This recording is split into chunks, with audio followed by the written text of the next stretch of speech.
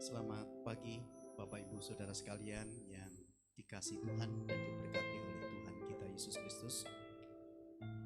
Kita semua yang ada di gedung Serbaguna maupun juga yang ada di rumah masing-masing dalam live streaming ataupun virtual ibadah di GBC Taman Safari Indonesia. Hal yang patut kita perhatikan sekali lagi dengan ibadah yang ada di tempat ini, jaga ya protokol kesehatan, jaga jarak, pakai masker, suhu tubuh diukur ya, dan tetap jaga kesehatan dengan baik. Kita patut bersyukur kalau pada kesempatan pagi hari ini firman Tuhan akan disampaikan oleh Pastor John Roni Serworwora. Boleh berdiri Pak? Ya, terima kasih, puji nama Tuhan. Kita bisa bersyukur karena bukan hanya hari ini saja beliau ada di tempat ini, tetapi beliau akan ada beberapa waktu, beberapa bulan, bahkan mungkin bisa beberapa tahun bersama-sama dengan kita sebagai konsultan ya, konsultan untuk pelayanan yang ada di Gereja Baptis Indonesia GBC Taman Safari Indonesia. Jadi patut bersyukur pengalaman-pengalaman pelayanan, pengembalaan, bahkan juga pendidikan yang ada bisa ditransfer ya, ditransformasi kepada kita semua. Kita boleh mengerjakan bersama-sama demi dan untuk Kerajaan Allah, secara khusus pekerjaan pemberitaan Injil yang ada di tempat ini. Sekali lagi terima kasih Pastor Roni yang sudah boleh menjadi berkat buat kita. Sekali lagi mari kita akan bersama-sama mempersiapkan diri kita. Kita boleh terus fokus kepada Tuhan kita di dalam ibadah kita pada pagi hari ini. Selamat berbakti. Tuhan Yesus Kristus memberkati kita semua.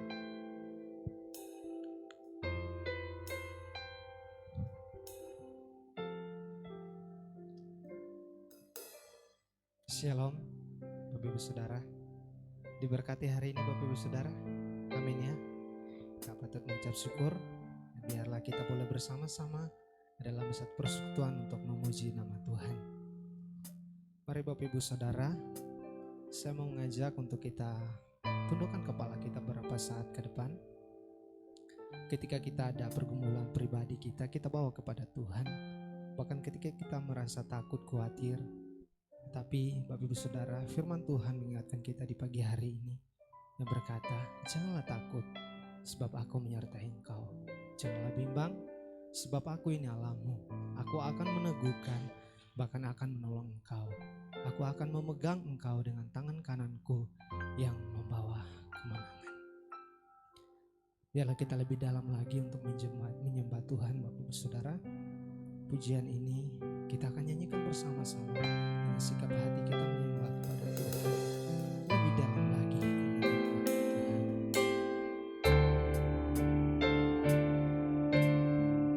Sungguh besar setia.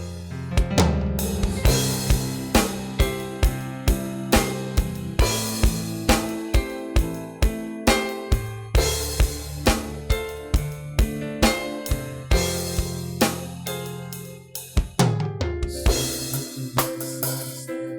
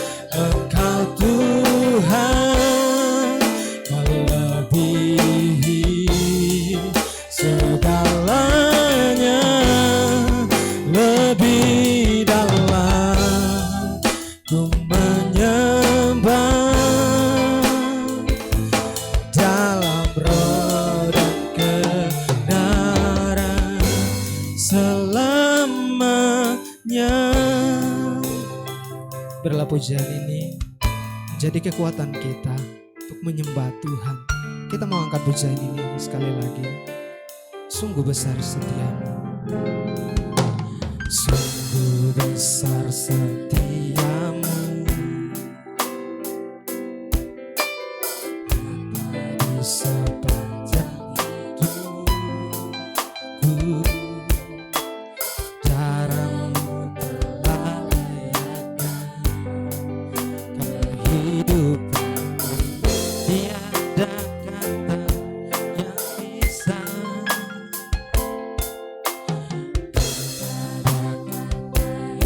bisa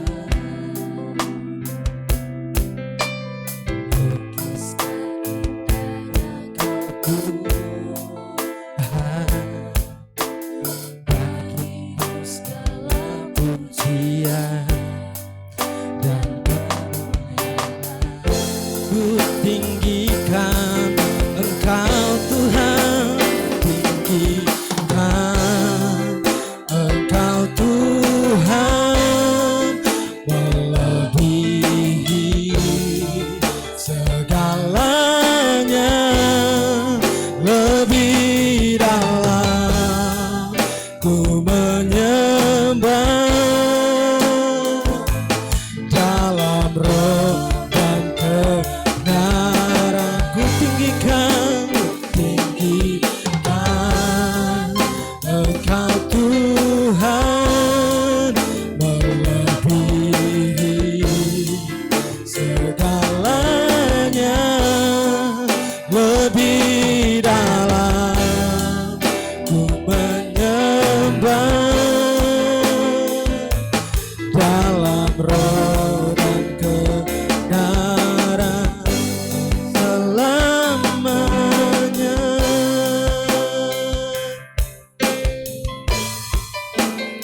Dalam roh dan kebenaran selamanya.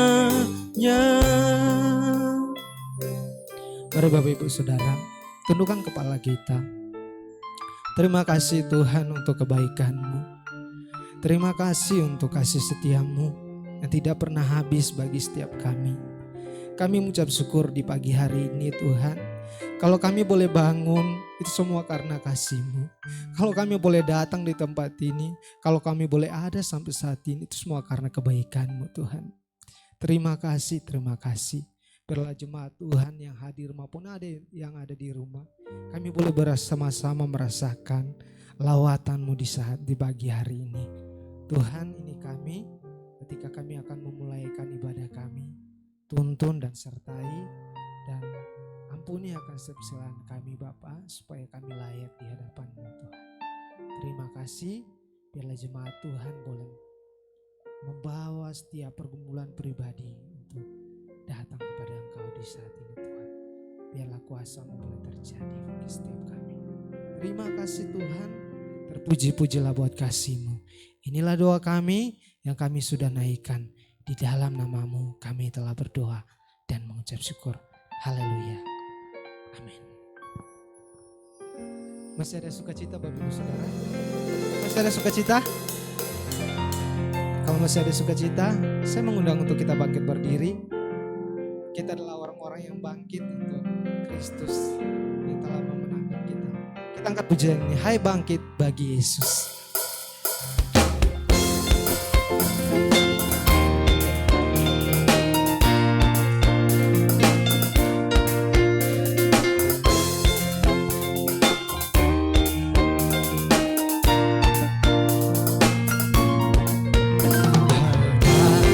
Bagi Yesus, yang ditebus, angkatlah tinggi-tinggi panji salib Kristus. Di dalam perjuangan si iblis diserang, kuasa dosamu musnah, Tuhan yang menang. Bait yang kedua, bangkit bagi Yesus, detik baruannya,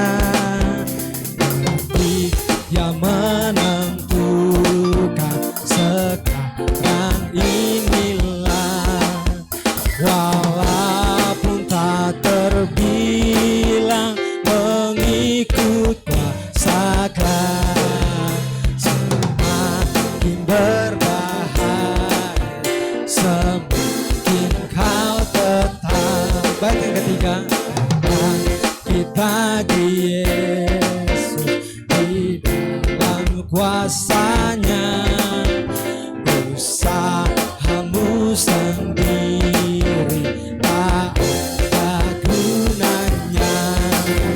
Kenakan perlengkapan senjata Roh Kudus, menjaga dan berdoa supaya siap terus, menjaga dan berdoa supaya siap terus. Silakan untuk saudara duduk kembali.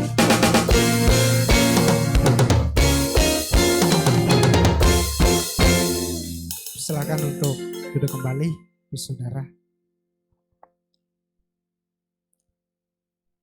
Di saat ini kita akan bersama-sama menaikkan pujian bagi Tuhan yang berkata, hai orang yang penuh dosa, inginkah kau lepas? Terimalah sabda rahmat-Nya, hidupmu kan bebas. Pujian ini akan kita nyanyikan bersama-sama. Hai orang yang penuh dosa.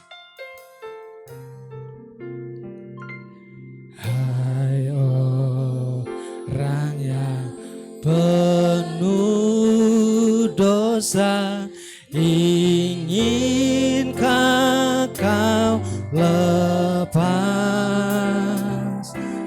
Terimalah sabda rahmat-Nya, hidupmu kan bebas. Pada Yesus, pada Yesus, pada Yesus, pada Yesus, taruh harapmu. Pada Yesus sumber selamat, pada Yesus sumber selamat, serahkan hidupmu. Bait yang kedua, cucuran darah Al-Masih memberi berkat penuh, membasuh hati yang keji, jiwa jadi sembuh. Pada Yesus, pada Yesus, pada Yesus, pada Yesus, taruh harapmu. Pada Yesus sumber selamat, pada Yesus sumber selamat, serahkan hidupmu, serahkan hidupmu, serahkan hidupmu.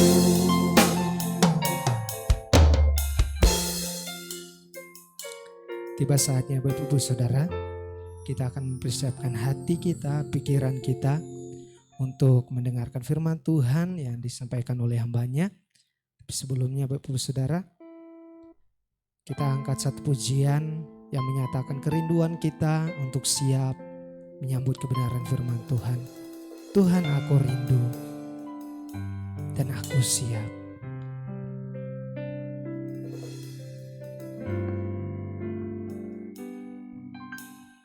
Tuhan, aku rindu. Tuhan, aku siap. Penuhi aku dengan Roh-Mu. Ku rindu lawatan-Mu. Tuhan, aku rindu. Tuhan, aku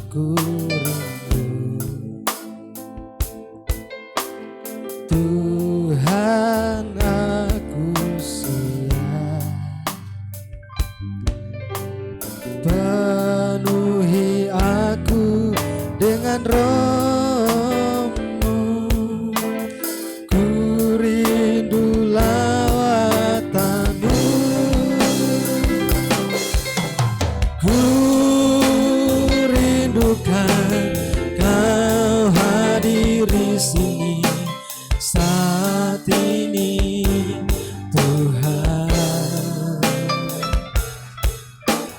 Ku rindukan Roh-Mu mengurapi saat ini Yesus. Kita angkat pujian ini sekali lagi. Yang pertama, Tuhan aku rindu. Tuhan aku rindu, Tuhan aku siap,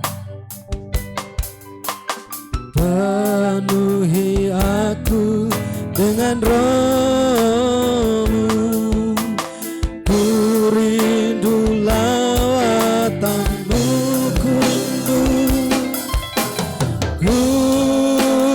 rindukan Kau hadir di sini saat ini Tuhan. Ku rindukan Roh-Mu mengurapi saat ini Yesus. Ku rindukan kepada hamba-Nya di sana.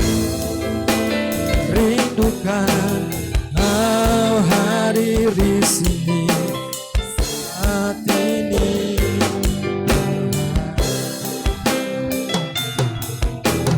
Ku rindukan Roh-Mu mengurapi saat ini Yesus. Mari kita berdiri bersama-sama dan nyanyikan lagu ini.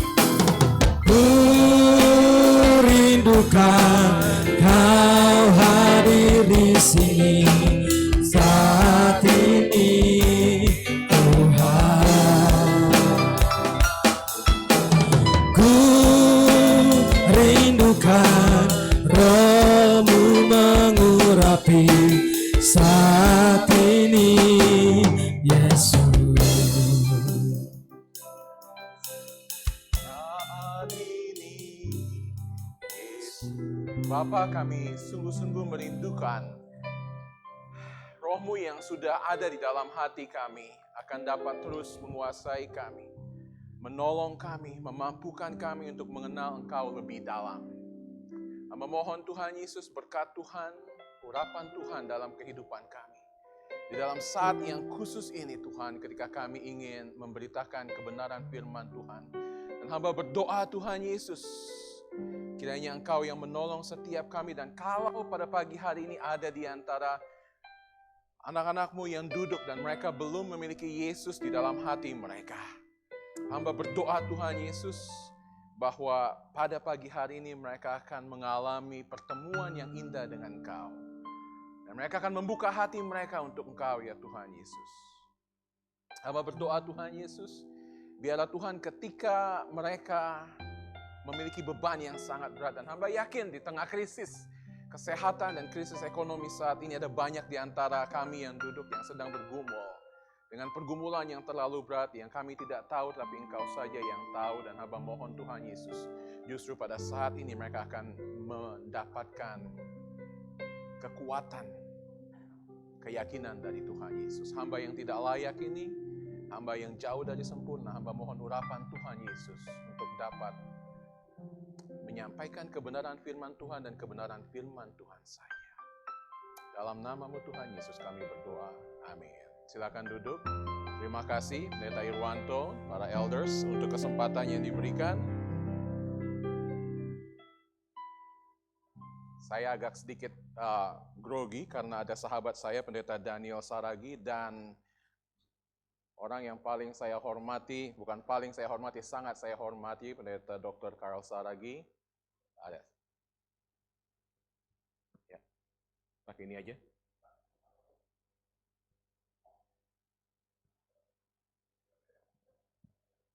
Oke. Luar biasa. Terima kasih. Tadi waktu bilang di Facebook saya pikir basa-basi aja Pendeta Karel akan datang. Luar biasa. Alright. Ini penuh ya. Jadi buat apa saya jadi konsultan, Pak Tony, kalau misalnya sini sudah penuh? Pak Aldo, saya rasa cukup tugas saya.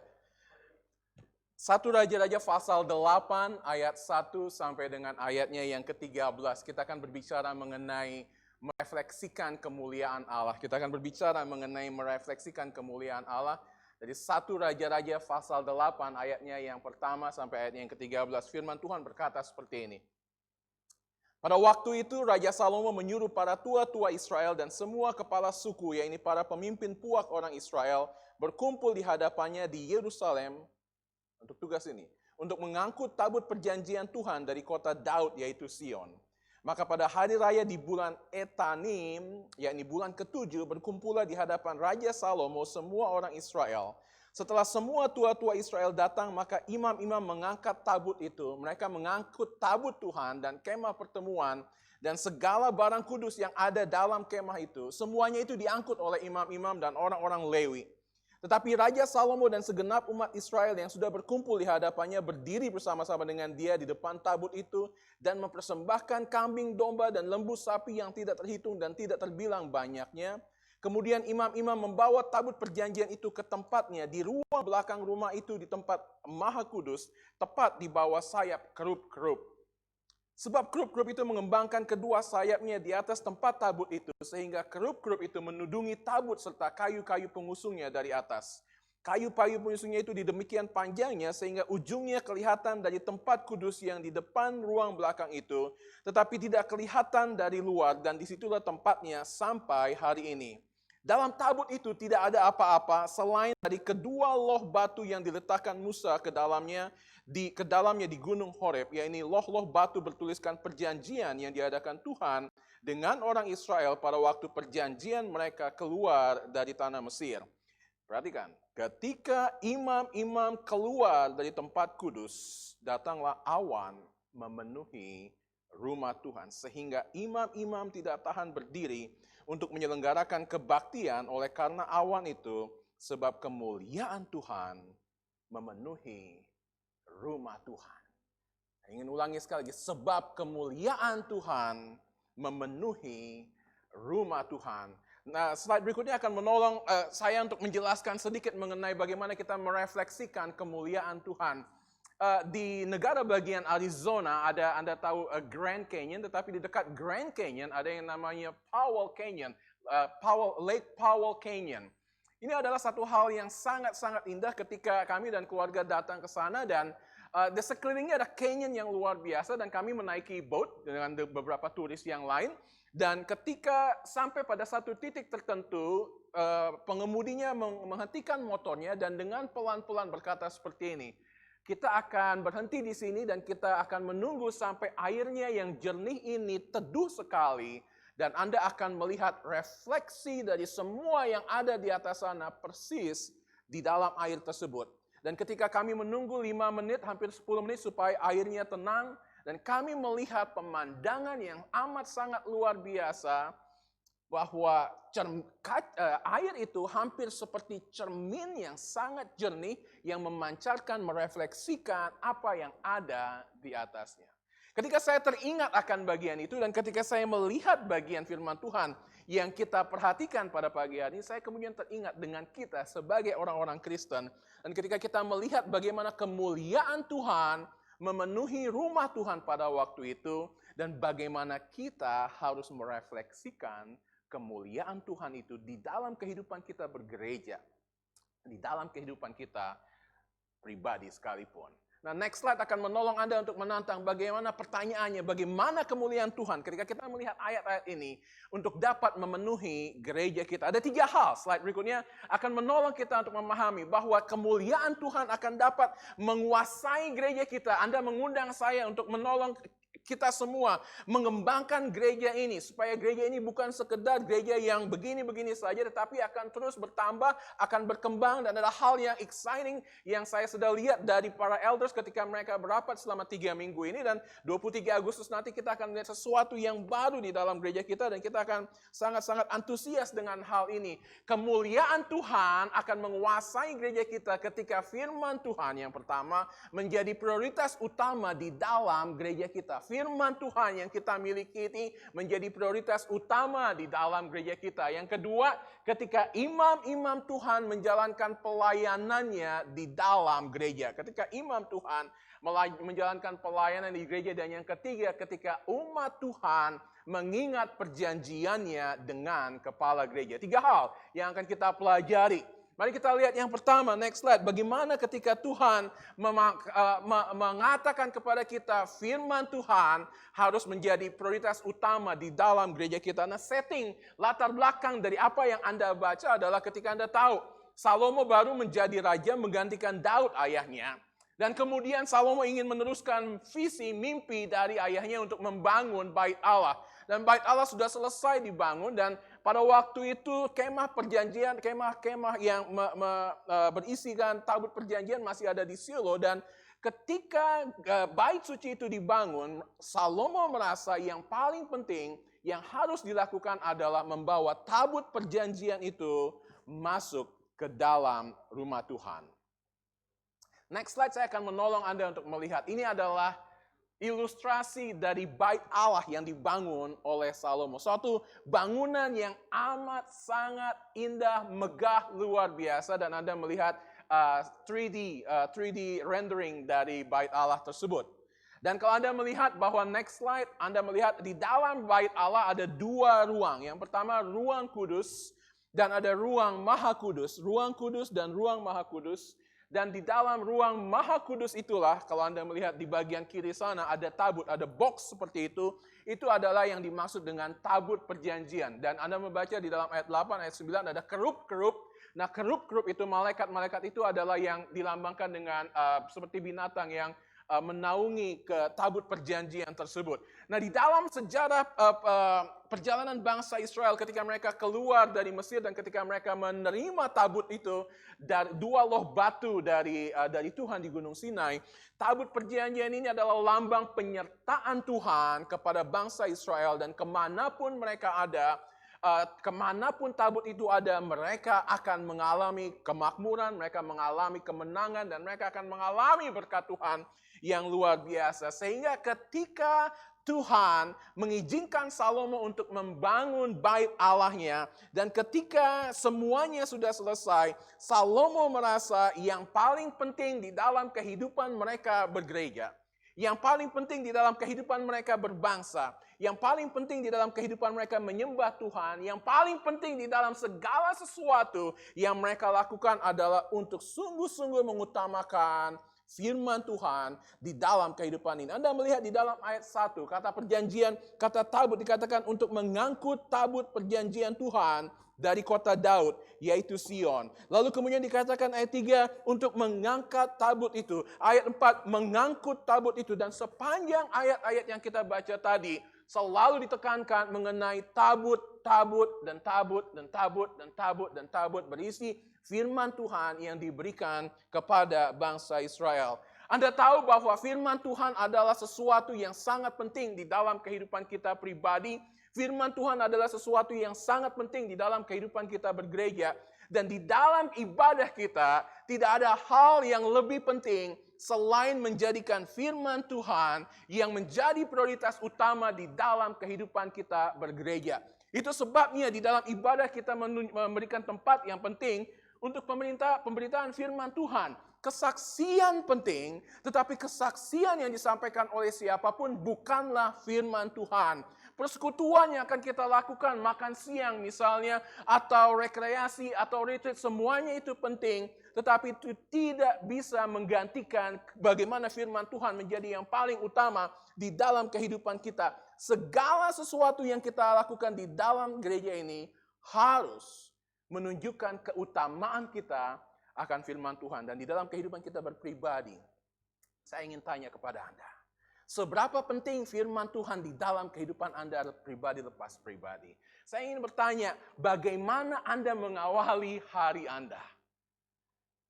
Saya selalu bertemu dengan orang Kristen yang selalu bertanya kepada saya, Pak, saya ada pergumulan. Dan ketika kami berbicara, dua pertanyaan yang sederhana yang saya selalu tanya kepada setiap orang yang mengaku dirinya Kristen. Yang pertama adalah, kapan Anda lahir baru? Kapan Anda mengundang Yesus untuk masuk ke dalam kehidupan Anda? Itu yang pertama. Yang kedua, ketika dia sudah mengaku diri Kristen, saya bertanya, oke, Anda punya masalah. Saya ingin tanya, kapan terakhir kali Anda membaca firman Tuhan? Nah, menarik. Kadang-kadang ada yang mengatakan, oh saya selalu membaca firman Tuhan. Tetapi ketika ada orang yang mengatakan, oh Pak, sudah lama saya tidak membaca firman Tuhan. Nah, saya nggak bertanya 3 hari lalu, 1 minggu yang lalu. Saya langsung tanya, 3 bulan lalu atau 4 bulan yang lalu terakhir kali Anda membaca firman Tuhan. Dan Anda akan terkejut ketika banyak orang Kristen akan mengatakan 3 bulan lalu, 4 bulan lalu. Yang saya maksudkan bukanlah datang ke dalam rumah Tuhan saat ini dan membuka firman Tuhan. Tetapi bangun pagi atau malam kalau Anda membaca firman Tuhan malam dan Anda membaca firman Tuhan. Dan menjadikan firman Tuhan yang paling utama di dalam kehidupan kita. Ketika negara Fiji baru menjadi civilized dan ada misionari yang datang dan menginjili daerah tersebut dan para pedagang mulai datang dan bertanya dan mulai mencoba untuk mempengaruhi kehidupan perdagangan di Fiji. Dan seorang pedagang yang tidak mengenal Tuhan, seorang ateis datang dan mengunjungi sebuah rumah kepala suku di situ. Dan ketika pedagang itu masuk ke dalam rumah tersebut dan dia melihat ada Alkitab yang jelas sekali terletak di dalam ruang tamu dari kepala suku tersebut. Dan pedagang ini berkata, sungguh memalukan Anda masih percaya akan omong kosong yang ditulis oleh Alkitab tersebut. Pedagang ini tidak percaya kepada Tuhan. Pedagang ini tidak percaya akan kebenaran firman Tuhan. Dan berkata itu omong kosong yang ada di situ. Lalu kemudian kepala suku ini berkata, kamu lihat batu yang besar yang ada di dinding rumah saya itu? Iya, saya lihat batu itu. Saya ingin kasih tahu Anda. Batu itu biasanya saya pakai untuk memukul dan membunuh pendatang seperti Anda. Dia berkata, Anda lihat di sana ada seperti oven yang besar sekali di tengah-tengah kampung kami. Ya, itu adalah tempat yang biasa kami pakai untuk memanggang musuh-musuh yang kami bunuh untuk kemudian kami makan ketika kami masih menjadi kanibal. Dia berkata, Anda tahu? Karena firman Tuhan itu, karena Alkitab itu sudah mengubah kehidupan kami. Kamu yang seharusnya saya pukul dengan batu yang besar itu dan bunuh dan kami kemudian panggang. Kami tidak lakukan karena Alkitab sudah mengubah kehidupan kami. Kami yang dulunya liar, kami yang dulunya jahanam, kami yang dulunya jahat, kami yang dulunya kanibal diubahkan karena Alkitab sudah mengubahkan kehidupan kami. Anda tahu bahwa Salomo ketika melihat segala sesuatu itu dan kemudian Salomo diberikan hikmat oleh Tuhan untuk menulis Amsal yang luar biasa dan juga menulis kitab Pengkhotbah. Di dalam bagian akhir slide berikutnya dari kitab Pengkhotbah, di bagian akhir dari tulisannya di dalam kitab Pengkhotbah pasal 12 ayat 13, dia berkata seperti ini, akhir kata dari segala yang didengar ialah takut akan Allah dan berpeganglah pada perintah-perintahnya karena ini adalah kewajiban dari setiap orang. Dia berkata begitu penting bagi kita untuk memegang perintah-perintah Tuhan. Yang kedua yang akan kita lihat, bahwa bukan saja firman Tuhan harus yang menjadi prioritas dalam kehidupan kita, tetapi ketika kita merindukan ada kemuliaan Tuhan yang memenuhi Gereja Baptis Indonesia Taman Safari Indah adalah ketika imam Tuhan menjalankan pelayanan di dalam gereja. Mari kita melihat apa yang dikatakan oleh firman Tuhan ketika dikatakan di dalam ayat 3, maka imam-imam mengangkut tabut tersebut. Ayat 4 bagian akhir mengatakan semuanya itu diangkut oleh imam-imam dan orang-orang Lewi. Ayat 6 berkata kemudian imam-imam membawa tabut perjanjian tersebut. Kemudian di dalam ayat 10 ketika imam-imam keluar, setelah tabut perjanjian yang kedua yang menjadi sentral di situ adalah para imam. Para imam adalah orang-orang yang dikhususkan, keturunan dari Harun, keturunan orang Lewi yang dikhususkan oleh Tuhan untuk melayani pekerjaan-pekerjaan di dalam bait Tuhan. Hanya imam saja yang boleh datang menerima persembahan-persembahan. Hanya imam saja yang boleh mempersembahkan korban-korban bakaran. Hanya imam saja yang dapat melakukan segala sesuatu menjadi perantara antara umat Israel dengan Allah pada waktu itu. Anda melihat bahwa penting sekali bagi imam untuk menolong kehidupan penyembahan mereka. Tanpa ada imam besar, sulit bagi mereka, tidak mungkin bagi mereka, tidak boleh bagi mereka untuk melakukan ibadah-ibadah apapun. Karena imam yang memegang peranan penting di dalam kehidupan. Nah, ketika kita berbicara mengenai imam yang menjalankan pelayanan di dalam gereja, Anda kemudian berpikir, oh berarti itu tugasnya pendeta Ir. Oh, itu berarti tugasnya Pak Yohanes. Itu berarti sekarang tugasnya dari pendeta-pendeta yang ada di dalam gereja ini atau yang mengunjungi gereja ini. Saya ingin katakan kepada Anda, ketika Yesus Kristus mati di atas kayu salib, ada banyak hal yang terjadi, tetapi satu hal yang terjadi, next slide, adalah ketika tabir bait Allah terbelah menjadi dua. Ketika tabir bait Allah terbelah menjadi dua dan tabir bait Allah yang tadi memisahkan ruang maha kudus dan ruang kudus. Ruang maha kudus yang hanya boleh dimasuki oleh imam besar saja 1 tahun sekali. Terbelah dua tabirnya yang mengatakan bahwa sekarang tidak ada lagi imam besar yang adalah manusia, karena Yesus Kristus yang sudah mati bagi kita adalah imam besar yang menjadi perantara antara Anda dan saya. Dan yang menarik dari semuanya ini, ketika Petrus menjelaskan kepada kita apa tugas kita, kita adalah imam di dalam perjanjian baru. Pada zaman perjanjian lama Tuhan berbicara kepada para nabi. Di dalam perjanjian baru Tuhan berbicara kepada para rasul. Dan kemudian pada saat ini Anda orang yang percaya kepada Tuhan Yesus Kristus. Anda adalah imam.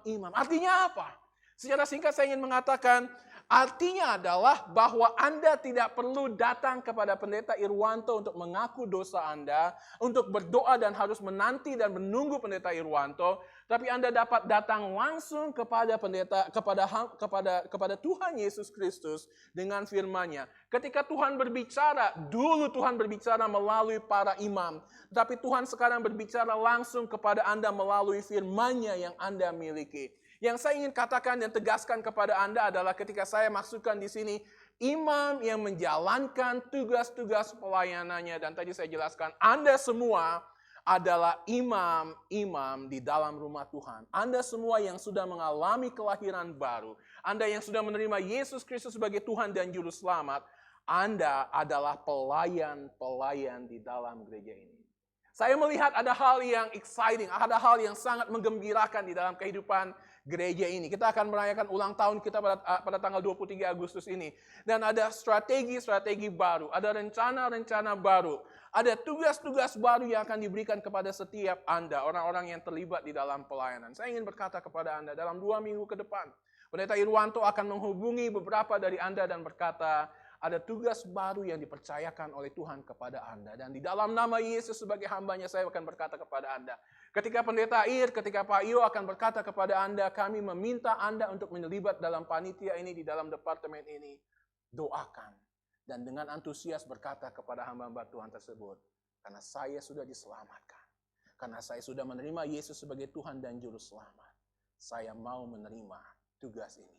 Untuk membuktikan kasih saya kepada Tuhan kita Yesus Kristus. Yang ketiga, bukan saja ada firman Tuhan, bukan saja ada imam Tuhan, tetapi ada umat Tuhan yang mengingat perjanjiannya dengan kepala gereja. Nah, ketika Anda membaca perjanjian lama, ada satu kata yang harus kita pahami, kata perjanjian di dalam ayat 9. Ketika saya mempelajari bagian ini, saya melihat kata perjanjian dan saya menggaris bawahinya dan saya bertanya mengapa penting kata itu ada di dalam bagian tersebut. Ayat 9 dikatakan, yakni loh-loh batu bertuliskan perjanjian yang diadakan Tuhan dengan orang Israel pada waktu perjalanan mereka keluar dari tanah Mesir. Saya kemudian melihat hari, waktu ketika Salomo memilih hari untuk pentabisan bait suci tersebut. Di dalam ayat 2 dikatakan, maka pada hari raya di bulan Etanim, yaitu bulan ke-7, bulan Tisri di dalam kalender orang Yahudi, saya kemudian bertanya, hari raya apa yang ada di situ dan mengapa begitu penting bagi Salomo untuk mengadakan pentabisan bait suci tersebut pada hari raya ini, dan apa hubungannya dengan kata perjanjian yang tadi saya jelaskan di sini. Saya mendapati bahwa itu adalah hari raya Pondok Daun, hari raya The Feast of the Booth. Hari raya Pondok Daun. Apa hari raya Pondok Daun? Hari raya Pondok Daun adalah hari raya ketika orang Israel sudah memasuki tanah perjanjian, dan kemudian Tuhan berkata, 1 kali dalam 1 tahun di bulan yang ke-7 itu selama 7 hari, engkau akan tinggal di dalam pondok-pondok yang engkau buat, dan engkau akan tinggal di sana untuk mengingat penggembaraanmu ketika engkau keluar dari Mesir. Ketika 40 tahun mereka berada di padang gurun, engkau akan ingat penyertaan Tuhan di dalam kehidupan engkau. Itu sebabnya setiap tahun bangsa Israel masih merayakan Hari Raya Pondok Daun sampai saat ini. Untuk mengingat bahwa mereka tadinya tinggal di kemah-kemah, tinggal di pondok-pondok yang Tuhan berikan sebelum mereka masuk ke kota-kota mereka, sebelum mereka masuk ke tanah perjanjian mereka, menikmati segala berkat yang Tuhan berikan kepada mereka. Bukti dari perjanjian Tuhan dengan mereka. Apa hubungannya dengan kita sekarang, Ron, ketika kita sudah hidup di abad ke-21 ini, dan mengapa kita harus mempelajari sejarah Alkitab seperti itu, dan apa pentingnya buat kita? Itu sebabnya saya katakan ini adalah ingatan yang Tuhan berikan kepada kita akan perjanjian Tuhan dengan kita. Tuhan mengingatkan mereka pada hari raya itu bahwa ketika mereka sudah berhasil membangun gereja mereka, bait suci mereka, semuanya itu tidak akan mungkin terjadi tanpa ada kesetiaan dari janji Tuhan kepada perjanjiannya. Ada kesetiaan yang Tuhan berikan kepada umat Israel. Dan bukan saja Tuhan mengatakan, aku sudah setia. Ada perjanjian yang Tuhan berikan kepada bangsa Israel. Aku akan menjadi Allahmu dan engkau akan menjadi umatku. Itu adalah perjanjian sederhana. Kepada Abraham dia mengikat perjanjian tersebut. Kepada Ishak dia mengikat perjanjian tersebut. Kepada Yakub dia mengikat perjanjian tersebut. Kepada Daud dia mengikat perjanjian tersebut.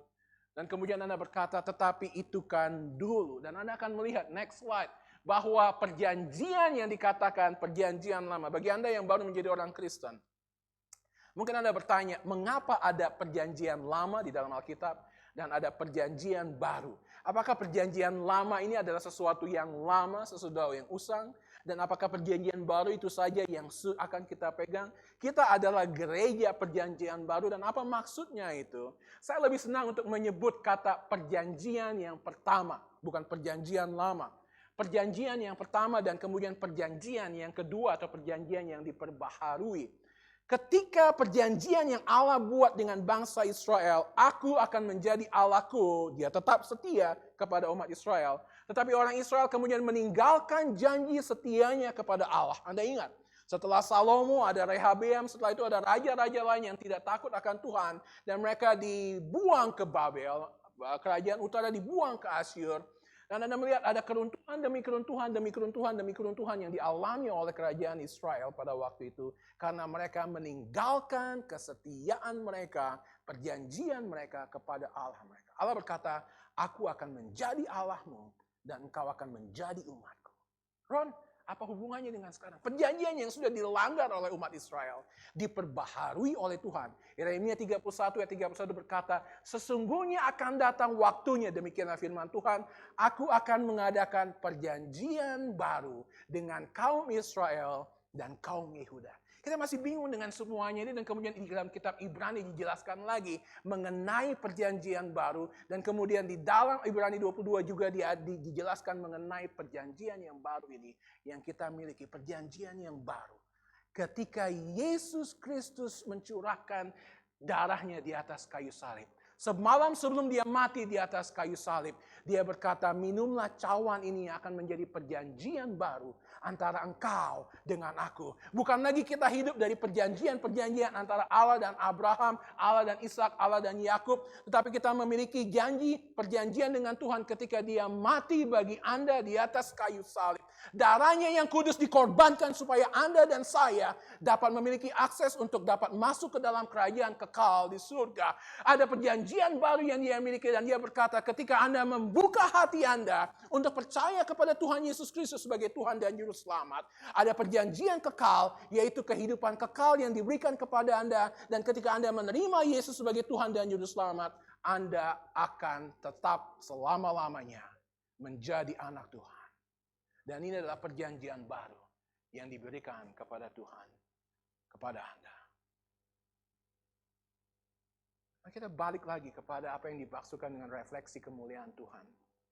Kalau Anda membuka Yehezkiel pasal 8. Dan saya ingin katakan lagi sebelum Anda kepada Yehezkiel pasal 8. 1 Raja-Raja 8. Anda melihat dikatakan sebab kemuliaan Tuhan memenuhi rumah Tuhan.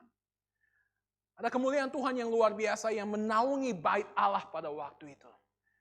Anda lihat apa yang terjadi di dalam Yehezkiel pasal 8, Yehezkiel pasal 10. Ada suatu peristiwa yang sangat tragis yang terjadi di dalam kehidupan bangsa Israel. ketika kemuliaan Tuhan meninggalkan bait suci. Pasal 10. Anda melihat di dalam ayat yang keempat. Dalam pada itu, kemuliaan Tuhan naik dari atas kerub dan pergi ke atas ambang pintu bait suci. Dan bait suci ini dipenuhi oleh awan itu dan pelatarnya penuh dengan sinar kemuliaan. Singkat cerita, kalau Anda membaca pasal 8, orang Israel tidak lagi menjadikan firman Tuhan sebagai prioritas utama dalam kehidupan mereka. Orang Israel, imam-imam Tuhan di dalam pasal yang ke-8 meninggalkan kesetiaan mereka dalam melayani Tuhan. Umat Tuhan tidak lagi mengingat perjanjian mereka dengan kepala gerejanya. Dan Tuhan meninggalkan umatnya. Kemuliaan Tuhan meninggalkan bait suci. Yerusalem dikepung, dihancurkan pada tahun 70 Masehi. Hal yang sangat menyedihkan, tetapi tidak ada yang lebih menyedihkan ketika kemuliaan Tuhan meninggalkan bait sucinya. Tidak ada hal yang lebih menyedihkan ketika kemuliaan Tuhan meninggalkan Gereja Baptis Indonesia Taman Safari Indah. Tidak ada hal yang lebih menyedihkan ketika kemuliaan Tuhan meninggalkan kehidupan pribadi Anda. Tidak ada hal yang lebih menyedihkan ketika Anda sebagai umat Tuhan tidak lagi merefleksikan kemuliaan Tuhan. Next slide. Beberapa pakar psikologi dari sebuah kampus terkenal di Amerika kemudian mengadakan penelitian tentang mata. Next slide. Dari sekolah psikolog dari University of Glasgow dan University of New York bekerja bersama untuk mencoba melihat apa yang dapat direfleksikan oleh retina mata Anda, oleh pupil mata Anda. Mereka mengambil kamera yang sangat amat canggih dan mencoba untuk memfoto dengan kamera digital yang sangat canggih. Mereka memfoto pupil retina mata tersebut dan kemudian melihat apa yang ada di dalamnya. Hal yang luar biasa, mereka mengatakan bahwa pupil itu seperti cermin hitam yang dapat merefleksikan segala sesuatu yang dirasakan oleh orang yang memiliki mata tersebut. Dia akhirnya mengatakan ketika penelitian ini dipakai sebagai bahan penelitian dari penyelidikan tindakan-tindakan kriminal, para peneliti mengatakan bahwa ketika mata dari korban-korban tersebut difoto, mereka akan dapat dengan jelas melihat apa yang dirasakan oleh korban-korban tersebut melalui mata, retina mereka.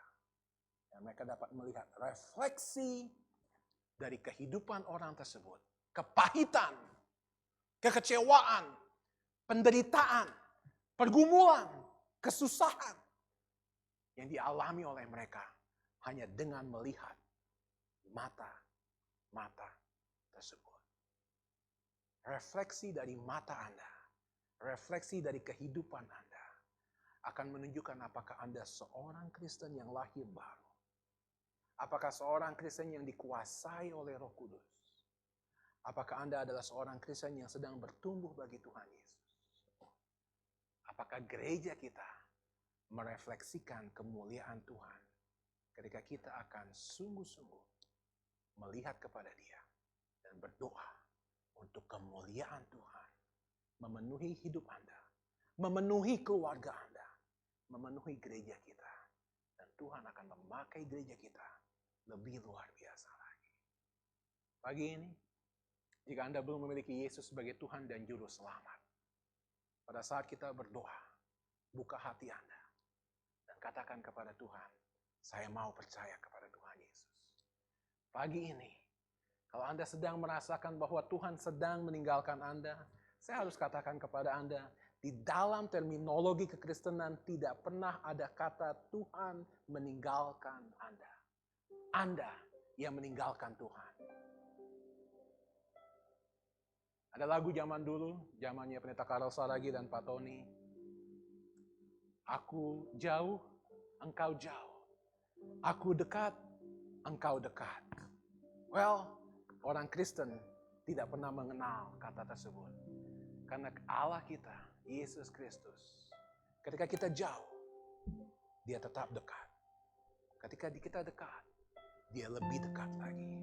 Pagi hari ini saya yakin, di dalam ruangan ini, ada dari Anda yang harus berkata kepada Tuhan Yesus, saya mau berjalan bersama dengan Engkau.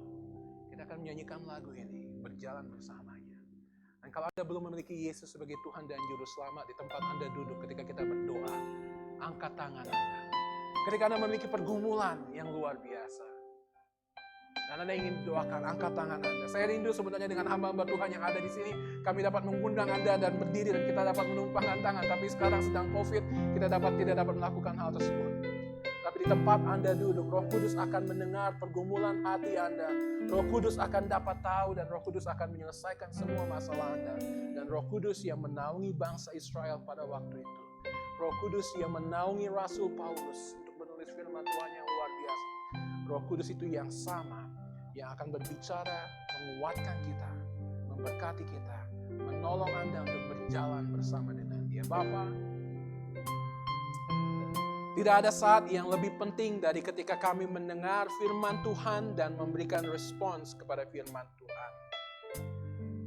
Hamba selesai berkata-kata, tetapi hamba yakin Roh Kudus tidak selesai berkata-kata dan belum selesai berkata-kata di dalam hati anak-anak-Mu yang ada pada pagi hari ini, Tuhan Yesus. Hamba berdoa, Tuhan Yesus,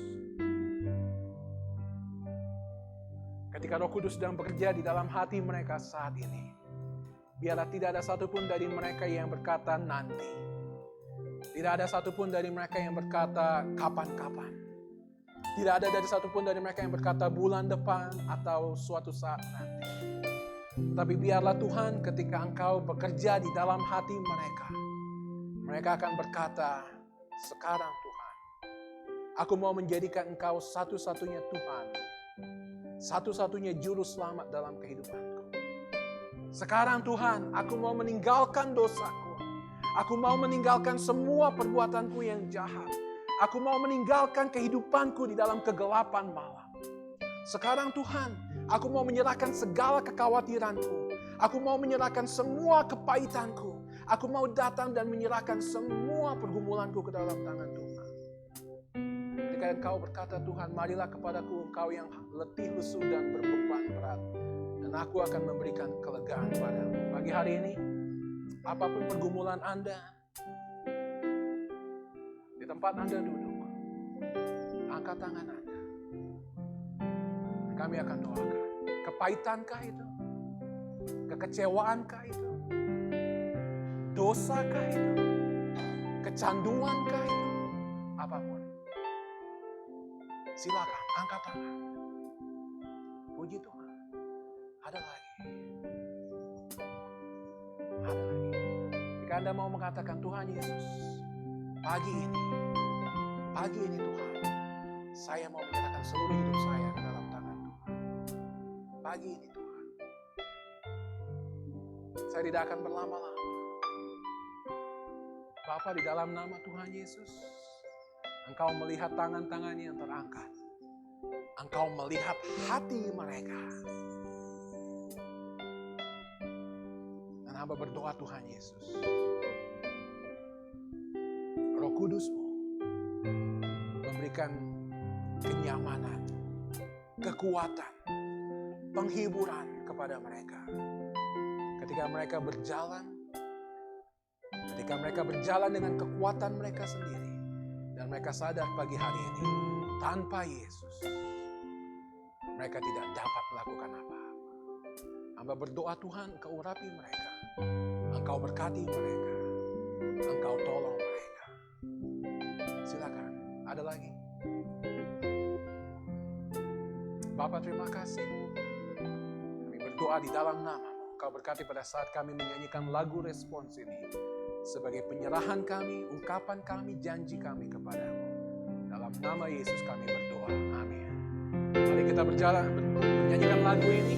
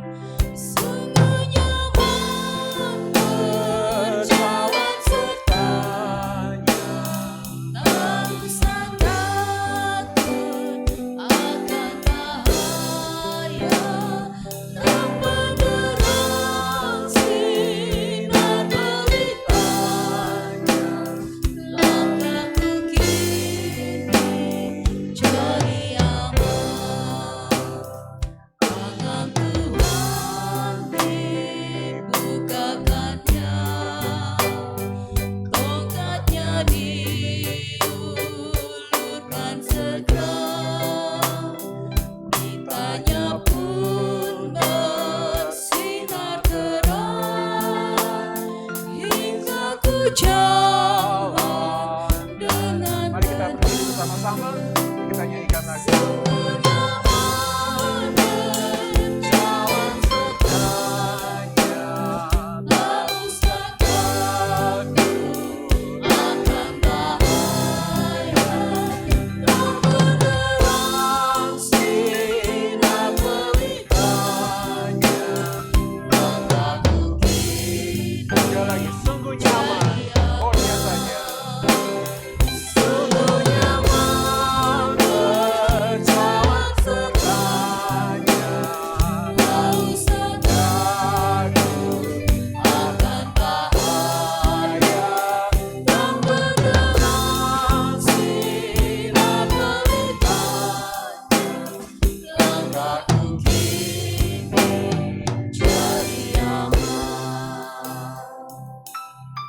Silakan duduk. Sebenarnya saya akan membawakan doa syafaat, tapi saya mau minta dengan hormat Pendeta Daniel Saragi untuk berdoa syafaat untuk gereja ini. Dan mikrofon selalu didisinfektan di sini, Pendeta. Berikan doa syafaat untuk gereja ini, pertumbuhan gereja ini. Silakan Pendeta Daniel Saragi.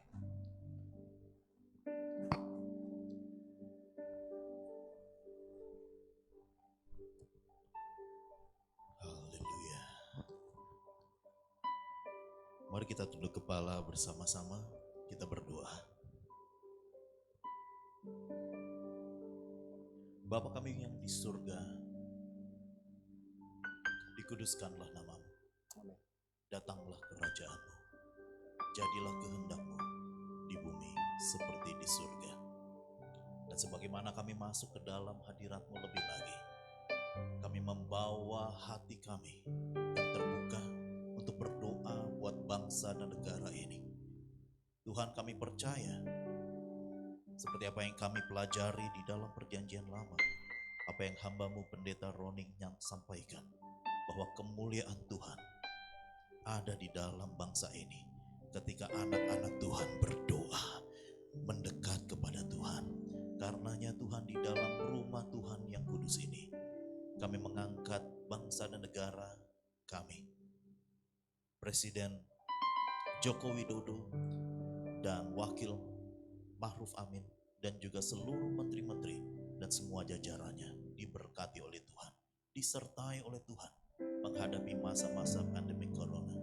Kami juga berdoa untuk setiap umat baptis Indonesia, berkat-Mu turun atas mereka, sehingga sungguh gereja baptis menjadi mercusuar Tuhan untuk keselamatan bangsa ini.